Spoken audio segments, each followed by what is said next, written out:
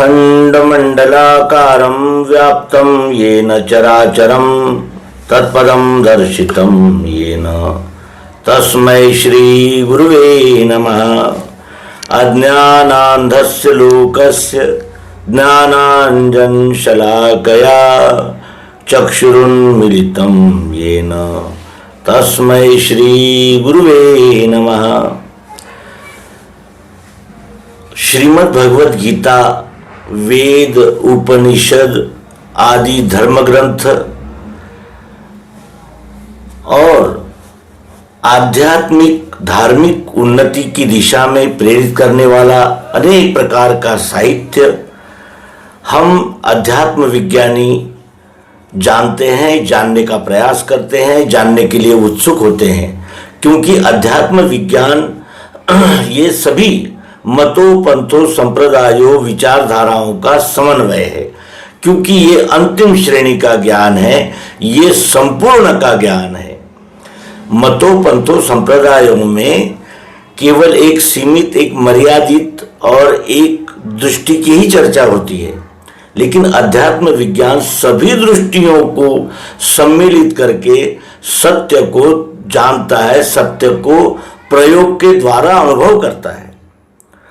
तो ये विषय इतना आवश्यक है और ये इतना हमारे यानी जिसे कहा जाएगा कि जीवन का सार्थक, जीवन का लक्ष्य जो ये विषय है, इस विषय में प्राप्त होने वाले विभिन्न आलेखों को हम अपने मित्रों तक पहुंचाते रहते हैं और इसके लिए वो आलेख के रचयिता जितने आनंदित होते हैं उतने ही आनंदित हम भी होते हैं कि हम अत्यंत मौलिक ऐसी जानकारी, मौलिक ऐसा चिंतन अपने प्रिय पाठकों तक पहुंचा सके।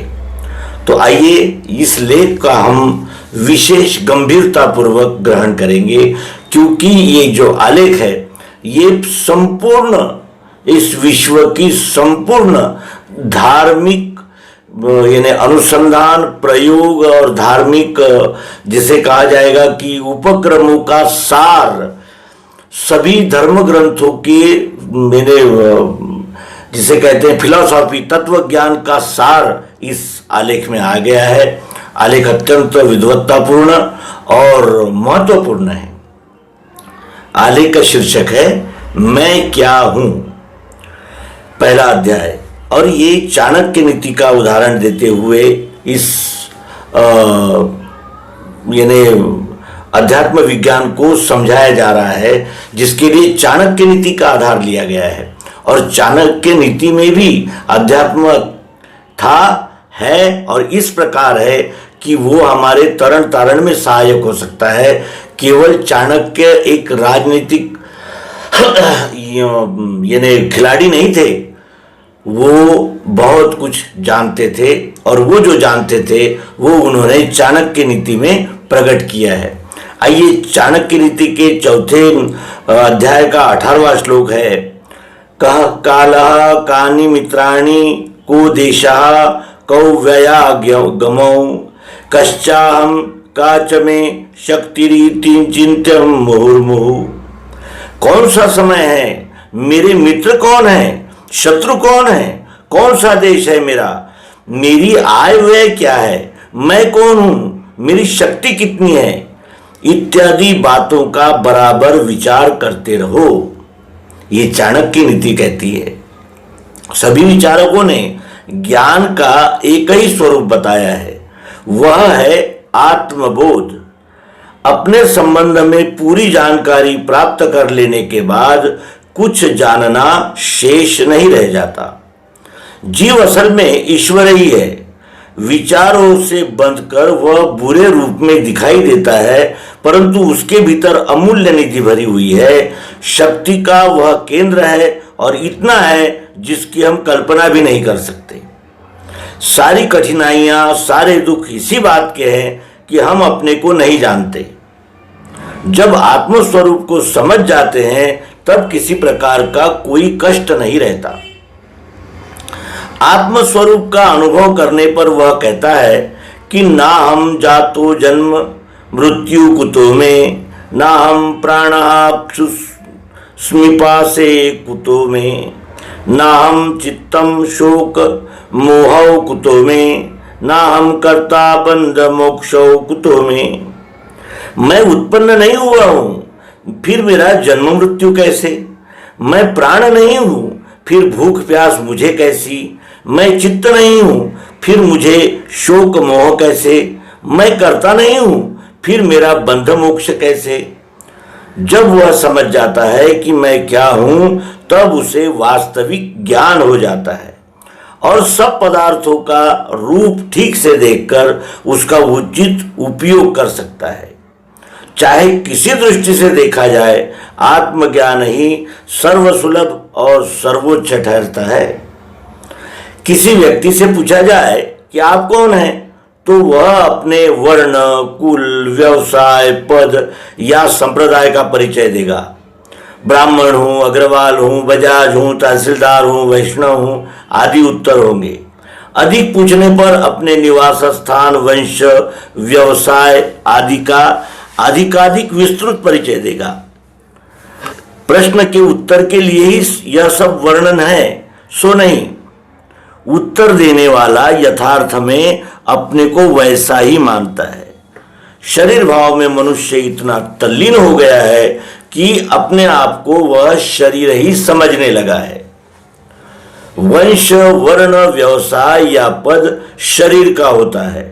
शरीर मनुष्य का एक परिधान, औजार है, परंतु भ्रम और अज्ञान के कारण मनुष्य अपने आप को शरीर ही मान बैठता है और शरीर के स्वार्थ तथा अपने स्वार्थ को एक कर लेता है।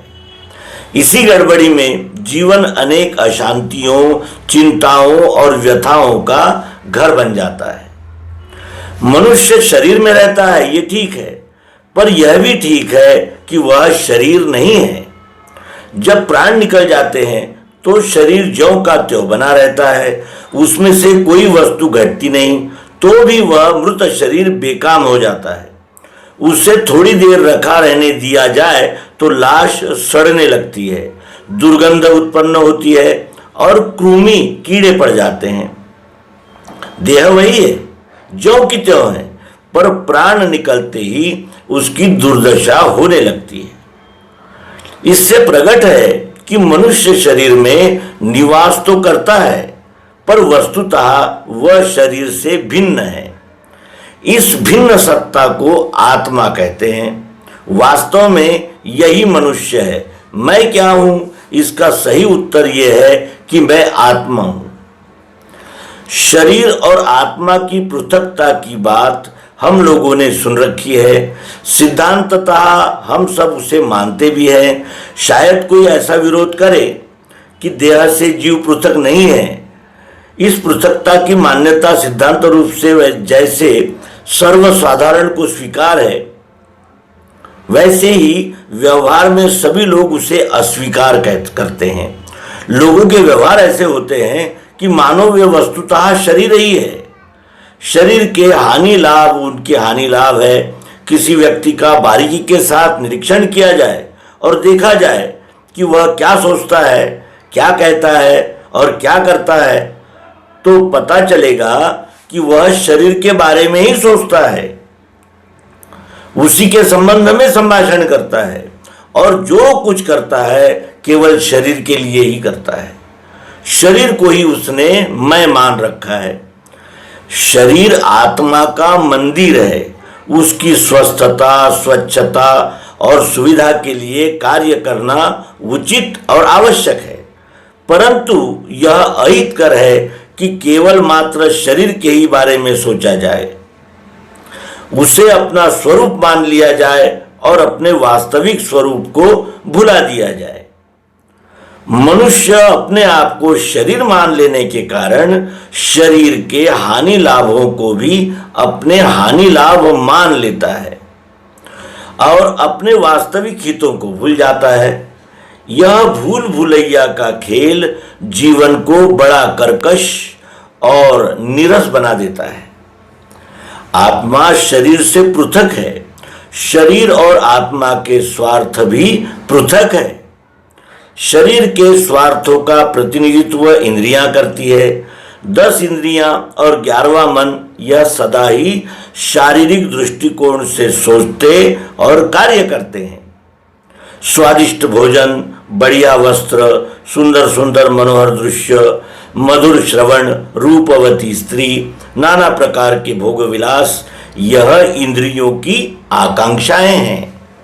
और ऊंचा पद, विपुल धन, दूर दूर तक यश, रौब, दबंगई, ये सब मन की आकांक्षाएं हैं।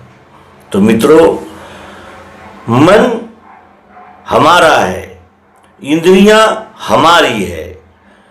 हम अध्यात्म विज्ञान के यानी अभ्यासक जो है वो ये जानते हैं कि ये क्षर गति है जो रूपांतरित होती रहती है, जिसे शरीर कहा जाता है। शरीर ये क्षर का अंग है।